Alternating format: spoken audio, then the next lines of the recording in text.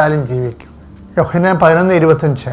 യേശു അവളോട് പറഞ്ഞു, ഞാനാണ് പുനരുത്ഥാനവും ജീവനും. എന്നിൽ വിശ്വസിക്കുന്നവൻ മരിച്ചാലും ജീവിക്കും.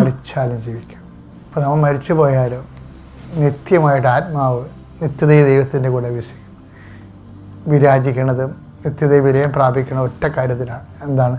കർത്താവിൽ വിശ്വസിക്കുന്നവൻ. കർത്താവിൽ എന്താണ് വിശ്വസിക്കേണ്ടത്? കർത്താവ് സാമൂഹ്യ പ്രവർത്തനമാണെന്ന് വിശ്വസിച്ചാൽ ഈ പറഞ്ഞ ഫലം ഉണ്ടാകത്തില്ല. കർത്താവ് വിപ്ലവകാരികളെ കുറേ അണ്ണന്മാർ വിശ്വസിക്കുന്നത് അതല്ല. ക്രിസ്തു ദൈവപുത്രനായ മിശിഹയാണ്. അവൻ എനിക്ക് പകരക്കാരൻ എൻ്റെ പാപത്തിന് പരിഹാരം ചെയ്തിട്ട് മരിച്ചവനാണ്, പരിഹാരമായിട്ട് മരിച്ചവനാണ്. അവനെ പരവിധ ഉയർത്തി നേപ്പിച്ചു. ആ ഉയർപ്പിൽ ഞാൻ വിശ്വസിക്കുന്നു. പക്ഷെ ഉയർപ്പിൽ വിശ്വസിക്കുമ്പോൾ എന്താ ചെയ്യണത്? അവയ്ക്ക് നിങ്ങളാണല്ലോ സാക്ഷികൾ. അത് നമുക്ക് നാളെ